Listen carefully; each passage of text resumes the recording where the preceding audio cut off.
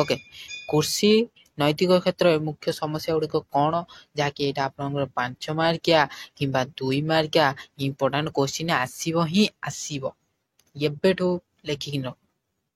Okay, ତ 5 ମାର୍କିଆ ଆଉ 2 ମାର୍କିଆ ବି ଆସିବ, କିଛି ବି ନାହିଁ, ଆରାମସେ ଆପଣମାନେ କରିବେ।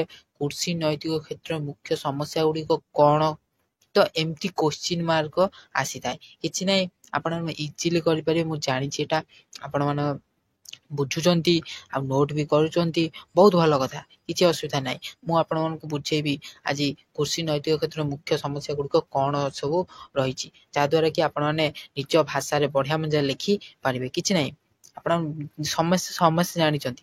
ଓକେ, ତ ଖାଲି ଟିକେ ଆପଣଙ୍କୁ ବୁଝିବାରେ ହେଉଛି କି ନାହିଁ। ଓକେ, ତ ଚାଲନ୍ତୁ ଦେଖିବା, ବେଶୀ ଡେରି କରିବାନି।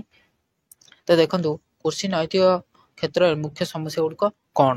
ଆଚ୍ଛା ଦେଖନ୍ତୁ, କୃଷି ପ୍ରଯୁକ୍ତି ବିଦ୍ୟା ନୈତିକ ପ୍ରସଙ୍ଗ ଗୁଡ଼ିକର ସମ୍ଭାବ୍ୟ ପରିସର ଅସାଧାରଣ ଅଟେ। ତ ଆପଣମାନେ ସମସ୍ତେ ଜାଣିଥିବେ ଗୋଟେ ଜିନିଷ କ'ଣ ନା, କୃଷିରେ ଫସଲ ଓ ଚାରା ଗଛରେ ବିଭିନ୍ନ ପ୍ରକାର କ'ଣ ଆମର ରୋଗ ଲାଗିଥାଏ କି ନାହିଁ। ଆଚ୍ଛା, ଯଦ୍ୱାରା କ'ଣ ହୋଇଥାଏ କି ଭାରତର କୃଷି ଉତ୍ପାଦନର ପ୍ରାୟତଃ କେତେ, ଆପଣମାନେ ଏଇଟା ମନେ ରଖିଥିବେ, 23% କ'ଣ ପ୍ରତିବର୍ଷ ନଷ୍ଟ ହୋଇଥାଏ। କାହିଁକିନା ଯେଉଁ କୃଷି ଫସଲ କିମ୍ବା ଚାରା ନଷ୍ଟ ହୋଇକିନି କେତେ ହୋଇଥାଏ ନା 23% କ'ଣ ହୋଇଥାଏ ନା ଆପଣମାନଙ୍କର କୃଷି ଉତ୍ପାଦନରେ ପ୍ରତିବର୍ଷ ନଷ୍ଟ ହୋଇଥାଏ। ଏଇଟା ସବୁବେଳେ ପାଇଁ ମନେ ରଖିଥିବେ। ଓକେ, ତ ନେକ୍ସଟ ଦେଖିବା ସେ କ'ଣ କହୁଛି। ଆଚ୍ଛା, ଏହି ବିଷୟ ଗୁଡ଼ିକ 3ଟି ଶ୍ରେଣୀର ହୋଇପାରେ। କ'ଣ କ'ଣ 3ଟି ଶ୍ରେଣୀ ହୋଇପାରେ ଆପଣ ଦେଖନ୍ତୁ। ପ୍ରଥମ କହିଲା ମାନବ ସ୍ୱାସ୍ଥ୍ୟ ଏବଂ ନିରାପତ୍ତା ସମ୍ବନ୍ଧୀୟ ପ୍ରସଙ୍ଗ ଗୁଡ଼ିକ। ଦ୍ୱିତୀୟ, ବ୍ୟାପକ ପରିବେଶ ସହିତ ଜଡ଼ିତ ପ୍ରସଙ୍ଗ ଗୁଡ଼ିକ। ଏବଂ ତୃତୀୟ, କୃଷିର ସାଂସ୍କୃତିକ, ଐତିହାସିକ ଏବଂ ସାମାଜିକ ମହତ୍ଵ ସହିତ ଜୀବନଶୈଳୀ ଏବଂ ସଂଯୁକ୍ତ ଅନୁଷ୍ଠାନ ଗୁଡ଼ିକର ଏକ ବ୍ୟବସ୍ଥା। ଆଚ୍ଛା, ସେ ଦେଇଦେଲା 3ଟି କ'ଣ ଆମର ପ୍ରସଙ୍ଗ ଗୁଡ଼ିକର ଯେଉଁ ସମ୍ଭାବ୍ୟ ପରିସର ଅଧ୍ୟୟନ, ସେଇ ବିଷୟରେ ଯେଉଁ 3ଟି ସେ ଦେଇଦେଲା, ମାନବ ସ୍ୱାସ୍ଥ୍ୟ ଓ ନିରାପତ୍ତା ପ୍ରସଙ୍ଗ ଗୁଡ଼ିକ। ତ ଏସବୁ ଜାଣିଲେ। ଆଚ୍ଛା, ପ୍ରଥମ ଶ୍ରେଣୀରେ ମୌଳିକ ଖାଦ୍ୟର ଉପଲବ୍ଧତା, ଖାଦ୍ୟ ପୁଷ୍ଟିକର ଖାଦ୍ୟ ଏବଂ ଖାଦ୍ୟ ନିରାପତ୍ତା ସମ୍ବନ୍ଧୀୟ ପ୍ରଶ୍ନ ଅନ୍ତର୍ଭୁକ୍ତ। ଦ୍ୱିତୀୟ ଶ୍ରେଣୀରେ କୃଷି ଇକୋସିଷ୍ଟମର ଦାର୍ଶନିକ ସ୍ଥିତି ଏବଂ ପ୍ରକୃତି ସହିତ ସେମାନଙ୍କର ସମ୍ପର୍କ। ଓକେ, ତ ସମସ୍ତେ ଜାଣିଥିବେ ଆପଣମାନଙ୍କର ଗାଁରେ ସମସ୍ତଙ୍କର କ'ଣ ଚାଷ କରୁଛନ୍ତି, ଧାନ ଚାଷ ହଉ, ସେ ଯେକୌଣସି ଚାଷ ହଉ, ତ ମ୍ୟାକ୍ସିମମ୍ କ'ଣ ଧାନ ଚାଷ ହିଁ କରୁଛନ୍ତି କି ନାହିଁ। ସମସ୍ତେ ଜାଣିଥିବେ ଯେ ଆମର କ'ଣ ଧାନ ଚାଷ ସିନା ହେଉଛି, ସେ ଯେଉଁ ରାସାୟନିକ କୀଟନାଶକ ଯେଉଁ ଔଷଧ ଯେଉଁ ବ୍ୟବହାର ହେଉଛି, ସେ କ'ଣ ତାକୁ କ'ଣ କୀଟନାଶକ ଯେଉଁ ବ୍ୟବହାର କରୁଛନ୍ତି, ସେସବୁ କେମିତି ତିଆରି ହେଉଛି ନା, ସେ ବିଭିନ୍ନ ପ୍ରସ୍ତୁତି ପ୍ରକାର ତିଆରି କରାଯାଇଥାଏ। ସେଇ ଯେଉଁ ଆମର କୀଟ ବା ପୋକ ଲାଗିଯାଇଥାନ୍ତି କ'ଣ ଧାନକୁ କାଟିବା ପାଇଁ କି ଯେକୌଣସି ବି ଆପଣମାନେ କରନ୍ତୁ, ଚାଷ କରନ୍ତୁ, ତ ଲାଗିବା ସେଇ ଯେଉଁ କୀଟନାଶକ ଔଷଧ ବ୍ୟବହାର କରାଯାଇଥାଏ, ତାହା ଦ୍ୱାରା କ'ଣ ହୋଇଥାଏ ନା ବହୁତ କ'ଣ ଏ ଯେଉଁ ଚାଷୀମାନେ ତାକୁ କ'ଣ କରିଥାନ୍ତି ନା କୀଟକୁ ମାରିବା ପାଇଁ ସେ ଔଷଧ ସବୁ ବ୍ୟବହାର କରିଥାନ୍ତି। ଓକେ, ଯଦ୍ୱାରା କି କ'ଣ ହୋଇଥାଏ କି ସେସବୁ ରାସାୟନିକ କ୍ଷେତ୍ରରେ ସେ ସାର ହଉ କିମ୍ବା ବିଭିନ୍ନ ପ୍ରକାର ଔଷଧ ହଉ, ସେ କ'ଣ ହୋଇଥାଏ ନା ତାକୁ ସବୁ ନଷ୍ଟ କରିଦେଇଥାଏ। ଓକେ, ଯାହାଦ୍ୱାରା କି ଖାଇଲେ ଆମର ନିଜକୁ କ'ଣ କ୍ଷତି ପହଞ୍ଚାଇଥାଏ। ବୁଝିପାରୁଛନ୍ତି କି ନାହିଁ। ଆଚ୍ଛା, ତାପରେ ଦେଖିବା ପଶୁମାନଙ୍କର ସ୍ଥିତି ଏବଂ ସେମାନଙ୍କ ପ୍ରତି ମାନବୀୟ ବାଧ୍ୟତାମୂଳକ ବିଷୟରେ ପ୍ରଶ୍ନ ଅନ୍ତର୍ଭୁକ୍ତ। ତୃତୀୟ ଶ୍ରେଣୀ କୃଷି ସାମାଜିକ ସଂଗଠନ ସମ୍ବନ୍ଧୀୟ କୃଷି ଶିଳ୍ପାୟନ ସହିତ ଜଡ଼ିତ ପ୍ରଶ୍ନ ଉପରେ ଧ୍ୟାନ ଦେଇଛି। କୃଷି ସମ୍ବନ୍ଧୀୟ ଯେଉଁ ତାପରେ ଧ୍ୟାନ ଦେବା ନିହାତି ଆବଶ୍ୟକ। ଏହି ବର୍ଗ ଗୁଡ଼ିକ ସ୍ପଷ୍ଟ ଭାବରେ ଆଣ୍ଟୋଲୋଜିକାଲ କିମ୍ବା ନୈତିକ ମହତ୍ଵ ସହିତ ଏକ ଦାର୍ଶନିକ ବର୍ଗୀକରଣ ଯୋଜନା ପରିବର୍ତ୍ତେ ଏକ ଧୀରସ୍ଥାୟୀ ବିଭାଜନକୁ ଏକ ହ୍ୟୁରିଷ୍ଟିକ୍ ଉପକରଣ ଭାବରେ ବୁଝିବା ଉଚିତ। ଓକେ, ତ କ'ଣ ହେଉଛି ନା କୃଷି କ୍ଷେତ୍ରରେ ଆମର ଯେଉଁ ଆପଣ ଜାଣିଥିବେ ବର୍ଷ କ'ଣ ଗୋଟେ ବର୍ଷ କ'ଣ ହୁଏ ନା ମରୁଡ଼ି ପଡ଼ିଯାଏ, କେବେ ବନ୍ୟା, କେବେ କେବେ ତ ବାତ୍ୟା। ତ ଏଇଭଳି ହୋଇକିନି କ'ଣ ହୋଇଥାଏ ନା କୃଷି କ୍ଷେତ୍ରରେ ମୁଖ୍ୟ ସମସ୍ୟା ଗୁଡ଼ିକ ସବୁ ଦେଖା ଦେଇଥାଏ।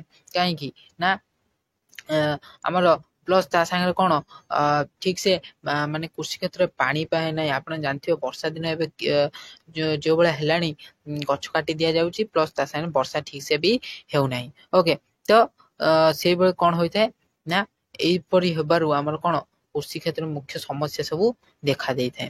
ଓକେ, ତାପରେ ଦେଖିବା କ'ଣ ଦେଇଛି, ଦେଖନ୍ତୁ ନେକ୍ସଟ, କୃଷି ବିଜ୍ଞାନ ଏବଂ ପ୍ରଯୁକ୍ତି ବିଦ୍ୟାରେ ନୈତିକ ପ୍ରସଙ୍ଗ। ଇଏ ବି ଗୋଟେ ବଢ଼ିଆ କ୍ୱେଶ୍ଚିନ୍ଟି, ଆକୁ ବି ଆପଣମାନେ ମନେ ରଖିବେ ଆଉ ପ୍ଲସ୍ ତା ସାଙ୍ଗରେ ନୋଟ୍ ବି କରନ୍ତୁ, ସମସ୍ତେ ନୋଟ୍ କରନ୍ତୁ। ଓକେ, ତ ଏଇଟା ବି କ'ଣ ଭଲ ଭାବରେ ବୁଝନ୍ତୁ। ଆଚ୍ଛା, ସେ କ'ଣ କହୁଛି, ପୂର୍ବାଞ୍ଚଳ ଦେଶଗୁଡ଼ିକର ପରୀକ୍ଷଣ ଷ୍ଟେସନରେ ସର୍ବସାଧାରଣ ଭାବରେ ସଂଗଠିତ ଅନୁସନ୍ଧାନର ପ୍ରଭାବ ଏବଂ ସେହି ଫଳାଫଳ ସମଗ୍ର ବିଶ୍ୱରେ ବିସ୍ତାର କରିବାର ସଂଗଠିତ ପ୍ରୟାସ କୃଷି ବିଜ୍ଞାନ ଏବଂ ପ୍ରଯୁକ୍ତି ବିଦ୍ୟାକୁ ଏକ ପ୍ରୟୋଗ ବିଜ୍ଞାନ ଭାବରେ ସ୍ପଷ୍ଟ ମୂଲ୍ୟ ପ୍ରତିବଦ୍ଧତା ସହିତ ଦେଖିବା ପାଇଁ ଆଧାର ପ୍ରଦାନ କରାଇଥାଏ। ଓକେ, ତ ଆପଣମାନେ ଏଇଆକୁ ଯଦି ଭଲ ଭାବରେ ଆପଣ ବୁଝିକିନି ନିଜ ଭାଷାରେ ବି ଲେଖୁଛନ୍ତି, ତାହେଲେ ଆପଣଙ୍କୁ ସେଠି ମାର୍କ ଦିଆଯିବ ହିଁ ଦିଆଯିବ। କିଛି ବି ଡରିବେନି କେହି, ପ୍ଲିଜ୍ ଗୋଟେ କଥା ମନେ ରଖିଥିବେ, କେହି ବି ଡରିବେନି। ନିଜ ଭାଷାରେ ଲେଖନ୍ତୁ, ପ୍ରଥମେ ଭଲ ଭାବରେ ମୁଁ କ'ଣ କହୁଛି ବୁଝନ୍ତୁ, ତାପରେ ଲେଖନ୍ତୁ। ଓକେ, ବୁଝିପାରିଲ କି ନାହିଁ? ଆଚ୍ଛା, ତ ବିଜ୍ଞାନ ହେଉଛି କ'ଣ, କୃଷି କ୍ଷେତ୍ରରେ ଯେକୌଣସି ବିଜ୍ଞାନ ବୁଦ୍ଧି ବଳରେ ଆମର କୃଷି କ'ଣ ଆଗେଇ ଯାଇଛି କି ନାହିଁ, ଏଇଟା ଆମେ ଜାଣିଛେ। କାହିଁକିନା ଆମର ଯେଉଁପରି ଏବେ ବିଜ୍ଞାନ ଡେଭଲପ୍ କରୁଛି, ଯେଉଁପରି ଆମର ବିଜ୍ଞାନ ଏବେ କ'ଣ ଉତ୍ପାଦନ ବୃଦ୍ଧି କରୁଛି, ଆମର ଭୂମିର ଉର୍ବରତାକୁ ବୃଦ୍ଧି କରୁଛି, ସବୁକିଛି କ'ଣ ଅଳ୍ପ ବିନିଯୋଗ ହେତୁ ସେ ସବୁ ପ୍ରଦାନ କରାଇଛି। ଓକେ, ତାପରେ ମାନବ ମୂଲ୍ୟବୋଧର ଆବଶ୍ୟକତା ପୂରଣ କରିବାରେ ଖାଦ୍ୟ ଏବଂ ଫାଇବର ଗୁରୁତ୍ୱ, ଖାଦ୍ୟ ଦ୍ୱାରା ବିପଦ ଥିବା ସମସ୍ତ ଲୋକଙ୍କ ଦୁର୍ବଳତା ଏବଂ ଏହାର ପ୍ରମୁଖ ଶିଳ୍ପ ତଥା ପ୍ରଧାନ ସାଂସ୍କୃତିକ ଶକ୍ତି ଭାବରେ ଗ୍ରାମାଞ୍ଚଳ କୃଷି ଉପରେ ନିର୍ଭରଶୀଳତା ସେହି ମୂଲ୍ୟବୋଧ ଠାରୁ ଆସିଥାଏ। ତ ଖାଦ୍ୟ ଏବଂ କୃଷି କାହା ଉପରେ ନିର୍ଭର କରିଥାଏ ନା ଗ୍ରାମାଞ୍ଚଳ କୃଷି ଉପରେ ହିଁ ନିର୍ଭର କରିଥାଏ। ବୁଝିପାରିଲ କି ନାହିଁ? ଗ୍ରାମାଞ୍ଚଳ କୃଷି ଯଦି ସେମାନେ କ'ଣ ନିଜର କ'ଣ ଆମର ଚାଷ ନହବ, ତାହେଲେ କାହା ଉପରେ ଆମେ ନିର୍ଭର କରିବା ଖାଇବା ପାଇଁ? ବୁଝିପାରୁଛନ୍ତି କି ନାହିଁ? ତ ସମସ୍ତେ କ'ଣ କରିଥାନ୍ତି ନା ଗ୍ରାମାଞ୍ଚଳ କୃଷି ଉପରେ ନିର୍ଭର କରିଥାନ୍ତି। ଓକେ, ତ ଯଦିଓ କୃଷି ବେଳେବେଳେ ପରମ୍ପରା ଏବଂ ସାମାଜିକ ଅନୁଷ୍ଠାନ ଗୁଡ଼ିକର ରକ୍ଷଣାବେକ୍ଷଣ ଆଭିମୁଖ୍ୟ ଗ୍ରହଣ କରିଛି, ଆଧୁନିକ କୃଷି ବିଜ୍ଞାନ ସାଧାରଣତଃ ଅମଳର ସର୍ବାଧିକ ବୁଦ୍ଧି ଦ୍ୱାରା ପରିଚାଳିତ ହୋଇଛି। ଓକେ, ତ ଏହିପରି ସବୁ ପରିଚାଳିତ ହୋଇଛି। ତାପରେ ଦୁଇଟି ଉଦ୍ଭିଦକୁ ବଢ଼ାନ୍ତୁ ଯେଉଁଠାରେ ପୂର୍ବରୁ ବଢ଼ିଥିଲା। ଏହିପରି କୃଷି ପ୍ରଯୁକ୍ତିବିଦ୍ୟା ଅନ୍ତର୍ନିହିତ ନୈତିକତା ବୃଦ୍ଧି ଦକ୍ଷତା ମଧ୍ୟରୁ ଗୋଟିଏ। ଦେଖ, ଆମର ହେଉଛି କ'ଣ, ଆମର ଯେତେବେଳେ ଆମର ମାଟିକୁ କ'ଣ କରିଥାଏ, ଉର୍ବର କରିଥାଏ। ଯେକୌଣସି ଆମର କୀଟ ଥାନ୍ତି ମାଟିକୁ ଉର୍ବର କରିଥାଏ। ସେଇ ଯେଉଁ ଦୁଇଟି ଉଦ୍ଭିଦକୁ ଆମକୁ ବଢ଼େଇବାର ଅଛି, ବୁଝିପାରୁଛନ୍ତି କି ନାହିଁ? ତ ଏମିତି ହେଲେ ଆମର କ'ଣ ନା ଆମର ଫସଲଟା ଆହୁରି ବି କ'ଣ ଗ୍ରୋ କରିବ ବା ବୃଦ୍ଧି କରିବ। ଓକେ, ଏହା ନୈତିକ ଉପଯୋଗିତାର ଏକ ସରଳ ପ୍ରୟୋଗ ଭାବରେ ଅତି ସହଜରେ ବ୍ୟାଖ୍ୟା କରାଯାଇପାରେ। ଅନୁସନ୍ଧାନ ଏବଂ ପ୍ରଯୁକ୍ତି ବିଦ୍ୟା ବିକାଶ ମୁଖ୍ୟତଃ କୃଷି ଉତ୍ପାଦନ ଦକ୍ଷତା ବୃଦ୍ଧି କରି ବହୁ ସଂଖ୍ୟାରେ ସର୍ବଶ୍ରେଷ୍ଠ ଭଲ ଉତ୍ପାଦନ କରିବାକୁ ଲକ୍ଷ୍ୟ ରଖିବା ଉଚିତ। ତ ଏହାକୁ କ'ଣ କରିବ ନା ବିଜ୍ଞାନ ଯେତେ ପରିମାଣରେ ଏହାକୁ କ'ଣ କରିବ ମାନେ ଡେଭଲପ୍ କରିବ, ତାହା କ'ଣ କୃଷିଙ୍କ ପାଇଁ ବି ଭଲ ଆଉ ମାନେ ସମସ୍ତଙ୍କ ପାଇଁ ଭଲ। କାହିଁକିନା ଆମେ ଯେଉଁ ଖାଦ୍ୟ ପାଉଛୁ ସେଇଟା କାହାଠାରୁ ପାଉଛେ? ତ କୃଷିମାନେ ହିଁ ଯଦି କୃଷକମାନେ ଯଦି ଆପଣମାନେ କିଛି ବି ନ କରିବେ, ତ ଆପଣ ଖାଇବେ କେଉଁଠୁ? ଓକେ, ତ ଆଶା କରୁଛି ଆପଣଙ୍କ ଭିଡ଼ିଓଟି ଭଲ ଲାଗିଥିବ, ଆପଣ ବୁଝିପାରିଥିବେ କୃଷି ନୈତିକତା କ୍ଷେତ୍ରରେ ମୁଖ୍ୟ ସମସ୍ୟା କ'ଣ। ତ ଏବେ ଆପଣଙ୍କ କୋଶ୍ଚିନ୍ରେ ଆସିବ ନିଶ୍ଚିନ୍ତ। ତ ଆଜି ପାଇଁ ଥିଲା ଏତିକି ଭିଡ଼ିଓ। ନେକ୍ସଟ ଭିଡ଼ିଓରେ ଆମେ ପଢ଼ିବା ଡିଜିଟାଲ ନୈତିକତା କ'ଣ। ଓକେ। ନୈତିକତା ଡିଜିଟାଲ ନୈତିକତା କାହାକୁ କୁହାଯାଏ ପଢ଼ିବା।